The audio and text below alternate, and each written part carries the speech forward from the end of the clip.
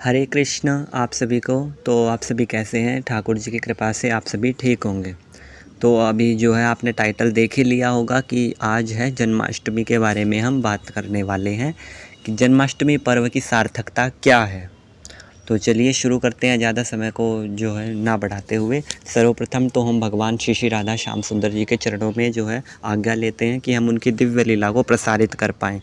वैसे तो जो है अगर रोम रोम में भी जीवा प्रकट हो जाए तो भी श्री श्री राधा मदन गोपाल जी के दिव्य चरित्र को जो है बखान नहीं किया जा सकता, लेकिन फिर भी इस एक जीवा से हम भगवान के इस दिव्य चरित्र का जो है बखान करने का प्रयास करेंगे। तो चलिए, भगवान कृष्ण की दिव्य जन्म की जो ये कथा जो कि जन्माष्टमी के शुभ अवसर पर आपको सुनने को प्राप्त हो रही है, इसको सुनने मात्र से आपको भगवान कृष्ण की दिव्य प्रेमा भक्ति प्रदान प्राप्त होगी। भगवान की प्रेमा भक्ति जो है वो सभी चीज़ों में अत्यंत दुर्लभ है। आप जो है अपने पुरुषार्थ के बल पर गाड़ी प्राप्त कर सकते हैं, बंगला प्राप्त कर सकते हैं, सुंदर शरीर प्राप्त कर सकते हैं, धन अर्जित कर सकते हैं, लेकिन श्री कृष्ण की मधुर प्रेमामय भक्ति तो किसी बिरले को ही प्राप्त हो पाती है। तो आपके हृदय में जो है जो कृष्ण प्रेम छुपा हुआ है वो इस दिव्य कथा को सुनने मात्र से जो है प्रसारित होगा। तो चलिए, भगवान श्री कृष्ण जो कि अजन्म स्वरूप शाश्वत परम चिदानंद भगवान हैं, वो मात्र और मात्र अपने भक्तों के स्नेह के कारण इस धराधाम पर प्रकट होते हैं।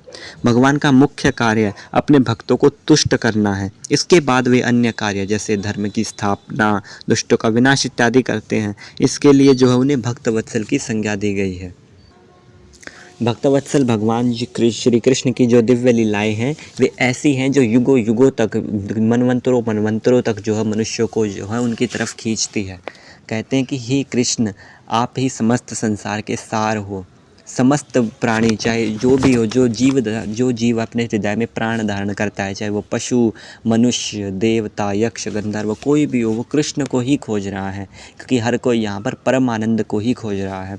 हर किसी के हृदय में खोज है कि मुझे आनंद मिले, मुझे सुख मिले, लेकिन वो ये भूल जाता है कि कृष्ण का ही नाम आनंद घन है, श्री कृष्ण ही परम सुख है। इसलिए जाने अनजाने हर कोई श्री कृष्ण को ही खोज रहा है। कोई श्री कृष्ण को वस्तुओं में खोज रहा है, वो सोच रहा है कि मुझे इस वस्तु में सुख की प्राप्ति हो रही है, मुझे धन मिल जाए तो मैं सुखी हो जाऊंगा, इस चीज़ को ये मिल जाए तो सुखी हो जाऊंगा, वो मिल जाए तो सुखी हो जाऊंगा। लेकिन वास्तव में सुख कहाँ है? श्री कृष्ण की दिव्य प्रेममयी भक्ति में, क्योंकि श्री कृष्ण का नाम ही आनंद घन है। क्योंकि श्री कृष्ण जो है श्याम सुंदर है, वही सुख को प्रदान करने वाले हैं। प्रत्येक वस्तु उन्हीं से आ रही है, हर चीज़ के कारण वही है। भगवान जो है वो अजन्म स्वरूप है, अर्थात भगवान का जन्म नहीं होता। भगवद गीता में भगवान कह रहे हैं कि जन्म कर्म च में दिव्यम, मेरे जन्म तथा कर्म दोनों ही दिव्य हैं। एक सामान्य मनुष्य, एक सामान्य व्यक्ति जो है अपनी छोटी सी 250 ग्राम की बुद्धि से मेरी दिव्य जन्म को तथा मेरे दिव्य कर्म को नहीं समझ सकता।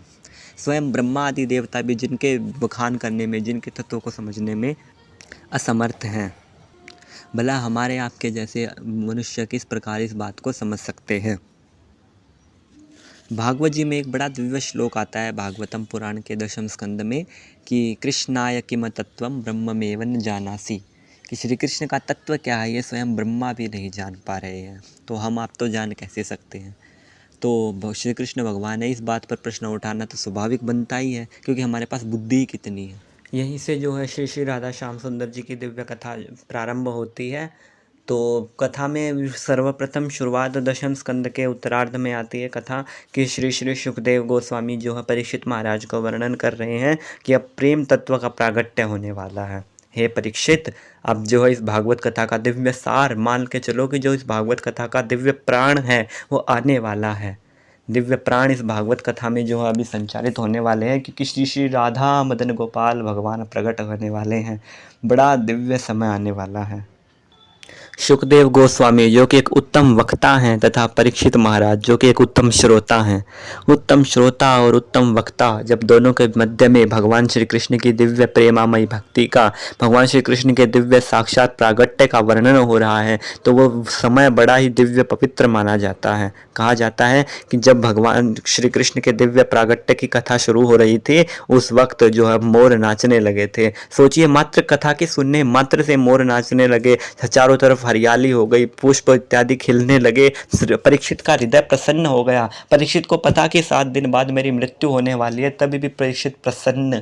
भगवान श्री कृष्ण की यही भक्ति का यही फल है। कि मृत्यु आपके सर पर नाच रही होगी, दुख तकलीफ आपके सर पर नाच रहे होंगे, लेकिन अगर आपने श्री कृष्ण के चरणार विंद का आश्रय लिया होगा ना, तो आपको कुछ नहीं छू पाएगा। श्री कृष्ण आपकी रक्षा करेंगे, क्योंकि भगवान वचन देते हैं कि अनन्यश्चिंत्यन्तो माम ये जना पर्युपासते तदहो भक्तुम प्रश्यामि योग क्षेमम वहाम्यहम्। कि जो जन अनन्य भाव से मेरी भक्ति करते हैं तथा जिन्हें मात्र मेरा ही भरोसा है, हे पार्थ, उनके योग क्षेम को मैं ढोता हूँ, उनके जिस वस्तु की आवश्यकता होती है उसे मैं ढोता हूँ। कौन्तेयम प्रतिजानानि मह भक्त प्रणश्यति, कि हे कौन्तेय, जाओ निर्भीक होकर के प्रगुद घोषणा कर दो कि मैं मेरे भक्त की सदैव रक्षा करता हूँ, मेरे भक्त का कभी नाश नहीं होता।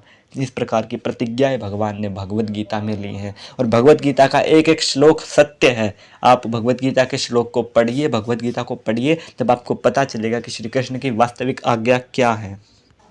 तो यहीं पर सुखदेव गोस्वामी जो है परीक्षित महाराज को वर्णन कर रहे हैं कि जो है उग्रसेन, मथुरा के राजा जो है उग्रसेन हैं, और उग्रसेन का पुत्र होता है कंस, और महाराजा देवक की पुत्री होती है देवकी। तो कंस के कोई पुत्री नहीं होती, इसलिए जो है महाराजा देवक जो कि उनके चाचा हैं, उनकी पुत्री देवकी से कंस अत्यंत प्रेम करता है। अब समय जो है आगे चलता जा रहा है, तो देवकी के विवाह का प्रसंग उठने लगा। तो जो है यदुवंशी राजा वसुदेव के साथ जो है देवकी का विवाह तय किया गया। वसुदेव जो है कंस का बड़ा ही मित्र था, मतलब बड़ा ही घनिष्ठ संबंध था। और कंस भी जो है कुछ छोटा मोटा शक्तिशाली नहीं था। भागवत में बड़ा खुल के वर्णन आता है कि कंस ने जो है इंद्र आदि देवताओं को भी हरा दिया था। कंस ने जो है मतलब दिग्विजय सम्राट कंस जो है बन चुका था। और कंस ने क्या था, देवकी का विवाह बड़े ही धूमधाम से करवाया था, क्योंकि देवकी जो है कंस की बहुत ही प्यारी बहन थी। देवकी का विवाह जो है वसुदेव के साथ हुआ, और कंस जो है इतना प्रसन्न आज दिखाई पड़ रहा है कि उसके मान लीजिए प्रसन्नता का कोई ठिकाना नहीं है। कहता है कि मैं अपनी बहन को अपने हाथों से छोड़ के आऊँगा। सारथी को हटा दिया तथा खुद सारथी के स्थान पर बैठ करके घोड़े की रस्सी को जो है अपने हाथों में ले लिया और उनको लेकर के चलने लगा। तभी इस दिव्य आकाश मंडल से भविष्यवाणी होती है कि अरे कंस, तू कहाँ भागा जा रहा है। देखिए, ये भविष्यवाणी जो है ये भगवान की ही लीला है, लीला होती है भगवान की। दिव्य कथा जो है वर्णन आता है दशम स्कंद में, जो सुखदेव गोस्वामी बता रहे हैं कि जो है ये कंस बोलता है, कंस के सुनाई पड़ता है कि तू किसे लेकर के जा रहा है, तो यही इसका 8वां पुत्र तेरा काल बनेगा। बस इतना सुना कंस ने, और देव छोड़ दिया रथ, और एक हाथ में ली तलवार और एक हाथ में ली द्रौपदी उसकी देवकी की चुटिया। बस यहीं पर जो है जयदेव गोस्वामी जो कि षड गोस्वामियों में से एक है, इस पर जो है टीका करते हुए बोलते हैं, टिप्पणी करते हुए बोलते हैं कि ये कंस जो है ये द्वेष का भी प्रतीक आ गया। ये कंस जो है ये द्वेषी है।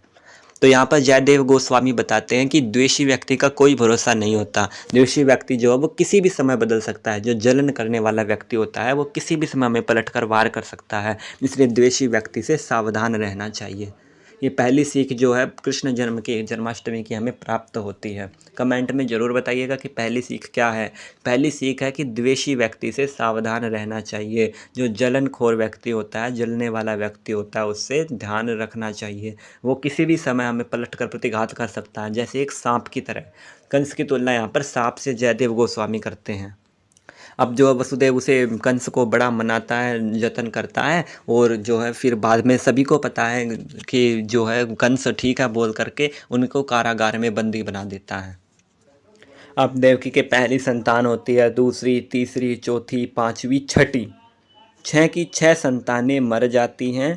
7वीं संतान उत्पन्न होती है और फिर 8वें श्री कृष्ण उत्पन्न होते हैं। यहाँ पर वर्णन आ रहा है, जयदेव गोस्वामी बड़ा सुंदर वर्णन करते हैं कि ये 6 हमारे जीवन से जब ये 6 चीज़ें चली जाएंगी, तब हमारे जीवन में श्री कृष्ण का प्रेम प्रकट होगा, श्री कृष्ण प्रकट होंगे। कौन सी हैं ये 6 चीज़ें? ये 6 पुत्र जो हैं, इन 6 चीज़ों का परिचय जयदेव गोस्वामी बता रहे हैं कि ये काम, क्रोध, लोभ, मोह, मद, मत्सर, जब ये 6 चीज़ चली जाएंगी तब कृष्ण का प्रागट्य होगा। और ये 6 चीज़ कब जाएंगी?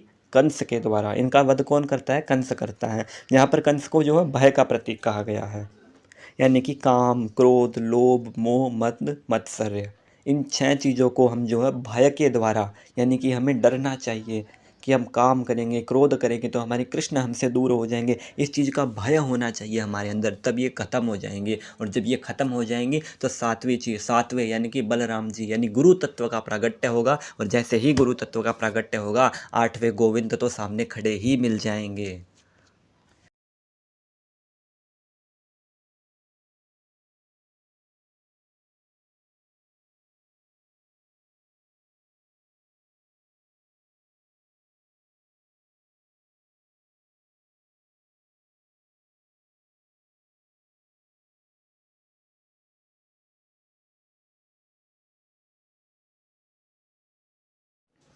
तो इस प्रकार से जो कंस जो है 6 के 6 पुत्रों का देवकी के वध कर देता है, और 7वें पुत्र यानी कि बलराम महाराज जो कि स्वयं गुरु तत्व हैं, शेषावतार हैं, भगवान श्री कृष्ण के अंश हैं, वो उनको जो है भगवान गर्भ से ही माता रोहिणी के गर्भ में जो है स्थानांतरित कर देते हैं।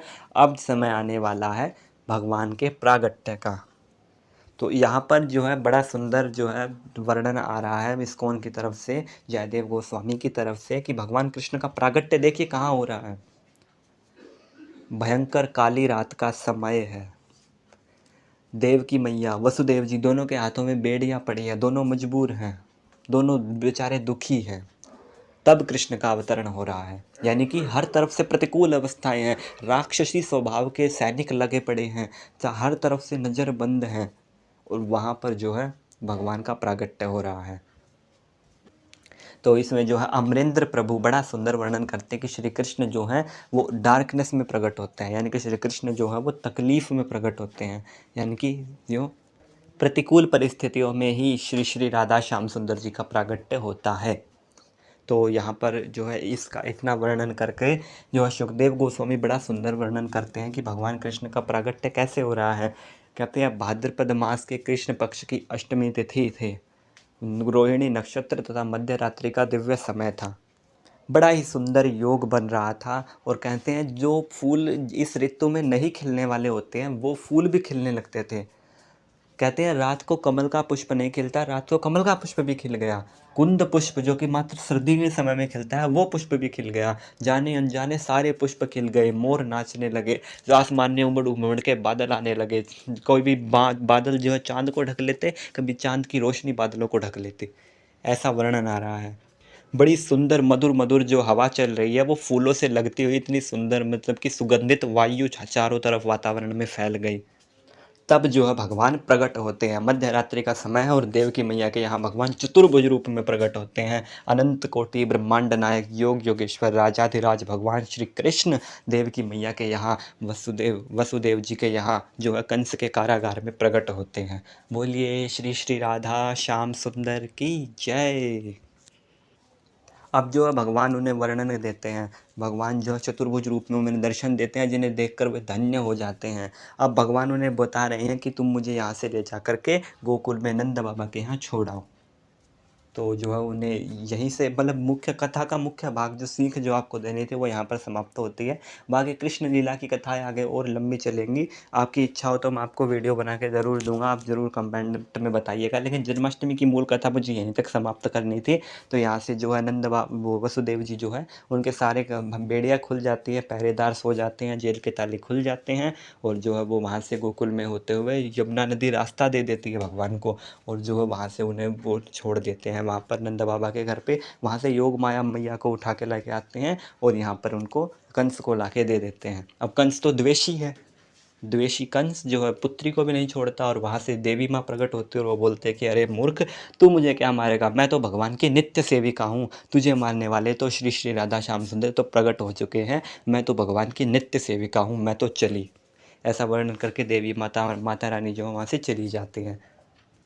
तो इस प्रकार से जो है ये जन्माष्टमी की दिव्य कथा का जो आपने श्रवण किया, इस दिव्य कथा को श्रवण करिए तथा दूसरों को श्रवण भी करवाइए, क्योंकि भगवान के नाम का प्रचार करने से भी कृष्ण प्रेम प्राप्त होता है।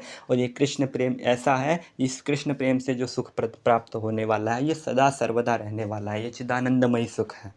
इसलिए जो इस वीडियो को शेयर करिए, क्योंकि यही प्रचार माना जाएगा जन्माष्टमी तक। इस वीडियो को अच्छे से अच्छे शेयर करिए ताकि श्री श्री राधा श्याम सुंदर की दिव्य भक्ति आप भी प्राप्त कर पाएँ और औरों को भी प्राप्त हो। हरे कृष्ण, राधे राधे। श्री श्री राधा मदन गोपाल भगवान की जय।